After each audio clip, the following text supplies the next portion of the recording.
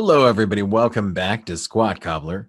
I am Dr. Mike, and joining me, as always, Hi, everybody. This is Kelly at KELLYTHUL on Twitter and Instagram. And we would greatly appreciate it if you'd subscribe to our channel, hit the notifications bell, hit a few likes if you would, give us some thumbs up on the videos, some comments. We'd love to hear from you. Take a look at our merchandise, those fine t shirts, and we'd appreciate it. yeah, we enjoy the solidarity that everybody's been showing here, and it's just really good stuff. Nothing but positivity. There you go. So you thought I was going to say something weird? I could tell I, I you were a was little I was nervous. waiting. I was like, solidarity. What do we got? It's like, where is he going with this? He's like, oh, he's going to say QAnon thing. I know it's coming. Somebody was crushed with a giant rock, and that was solid. What could we make? No, nothing like that. It's just all positivity, sir. Okay, that's your middle name. It is. It is. So are you a first-person shooter guy, sir? I know we've talked about Doom, but beyond that. Uh, I I am. I'm not a gifted one, shall we say? Plagued on it by a couple of things. One, I have a very limited sense of direction, and when I say limited, that's generous. I have no sense of direction, and so any of the in Doom is a really good example where I get myself in a lot of trouble. Um, I got the map. I'm kind of going through and doing things, but I get into a little bit of trouble and I need to backtrack or need to do something. Yeah, there's no way. I'm not going to find the door. I'm not going to find this. So I wander around aimlessly, which doesn't help at all. And then my other approach is just grab the nearest weapon you can find and just start using it and just go, which sometimes strategically is not the best approach. How about you? Yeah, so my introduction to it, probably a lot of people watching this as well, was Wolfenstein 3D. Yeah, that awesome game. Also, then the online version.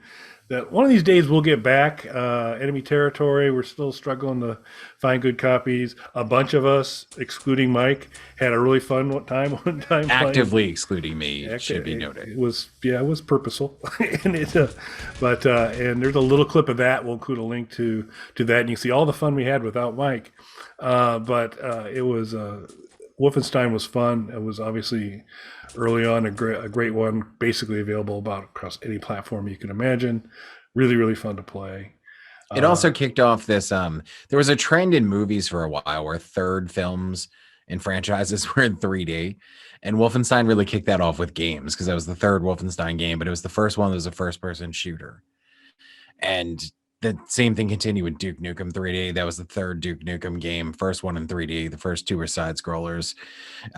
Alien Breed for the Amiga to get some Amiga attention in there, and that was a thing for a while. And I jumped on all of those games pretty much, except for Alien Breed. I wasn't an Amiga guy at that point, but Duke Nukem, Wolfenstein, of course, Doom and Quake and things like that came in the Unreal. Yeah, Unreal was another awesome one. Mm. But Yeah, quick, all of those right now. To add to that, sir, are you an HP Lovecraft guy? I am not, and it's due largely to just complete lack of effort. Yeah, so to be completely honest, it's just I've not explored that universe at all, and I hear a little bit about it. I got a little bit of a sense of it, and I said, this is probably a good thing to dig into, but it really has been something that I've just not dug into to date. I'm assuming you have a little bit more familiarity. Yeah, tons. So huge HP Lovecraft fan, mostly from horror movies and things like that. Both direct adaptations of his stuff, and then he was just so hugely influential in kind of what we think of as modern horror. And I mean, he is one of the people who, I don't know if he created it. I've seen a lot of things that attribute this to him. I don't know if that's true, so I'm not going to go that far, but certainly popularized the idea of shared universes. in things, because a lot of his stories, while not direct sequels of each other, all kind of take place in a shared universe. And he was an enormous and very, very obvious influence on a lot of authors like Stephen King, who does that with most of his stories Yeah. and things like that, all taking place in shared universes and crossover characters and things like that. So he's often attributed with it, at the very least, popularizing that. And his stuff is just so hugely influential, like Stephen King and people like that, who just blatantly take from his stuff and admit to it, not in a, just openly talk about how influential he was on them. So I was a big fan as a kid, reading his stories and things like that, watching movies that were either directly or indirectly influenced by his stuff. It is worth noting that I, like many other people later down the line, found out that he was a very problematic person.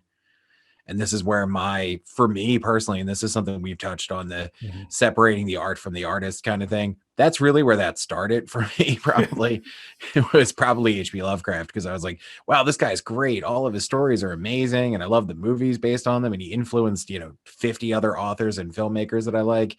This is great. And then you read anything about him, and you're like, what the hell?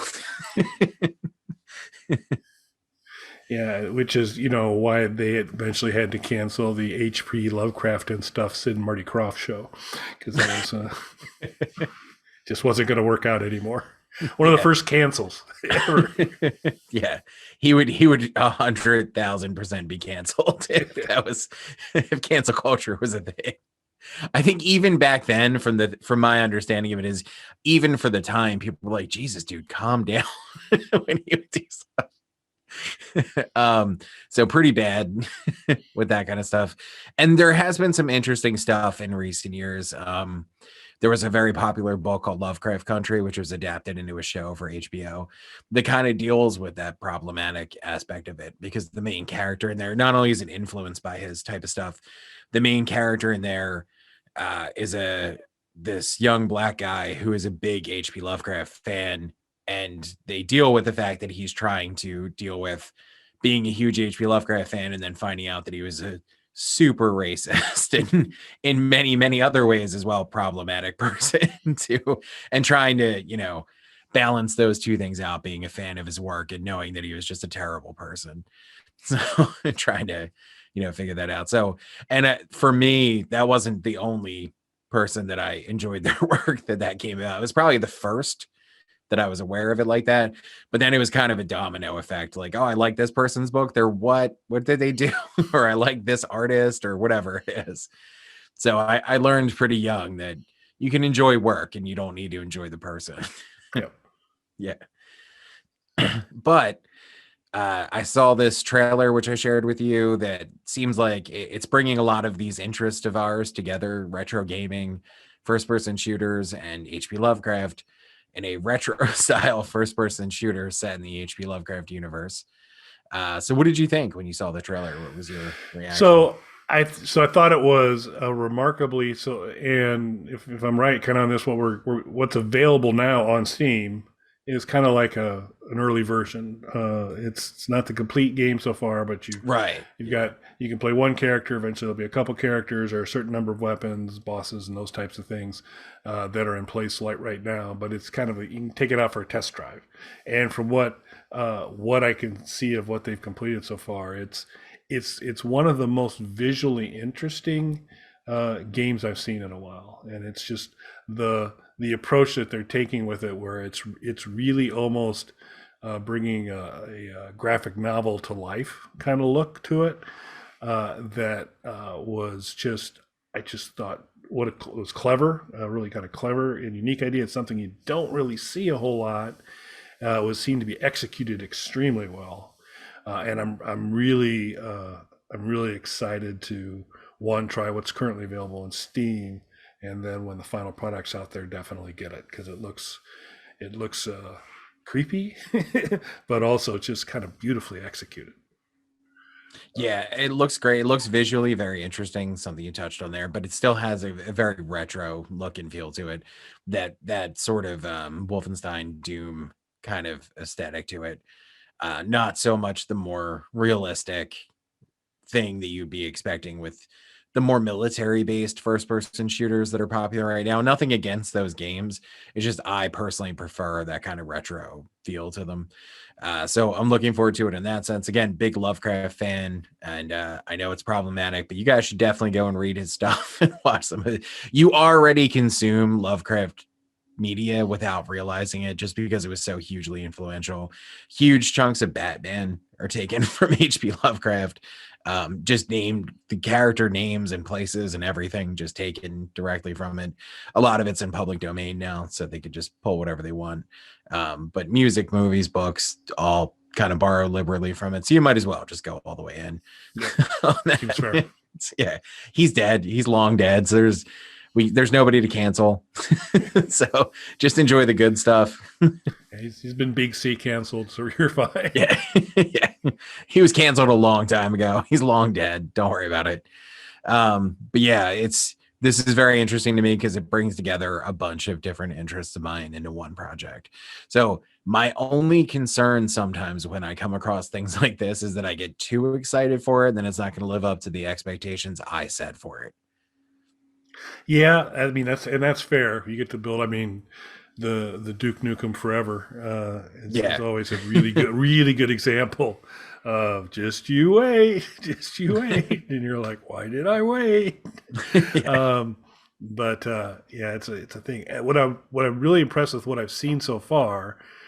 So I have a pretty good hunch you're not going to be disappointed based on just what I've seen so far, because it does this really kind of, to me, amazing thing that it kind of, in just the little interaction I've had so far, is it brings forward kind of all the ambience and immersion of like a BioShock, but not leaning into just this remarkable visual side. So it's instead of just like a highly detailed and rich type of thing, it's done a lot differently, but it accomplishes the same thing in a different way that I found it pretty immersive pretty quickly. Yeah, I'm really looking forward to it. Anything else you have to add, sir? Nope, not for this week. All right. Well, thanks for joining us, everyone. Thanks everyone.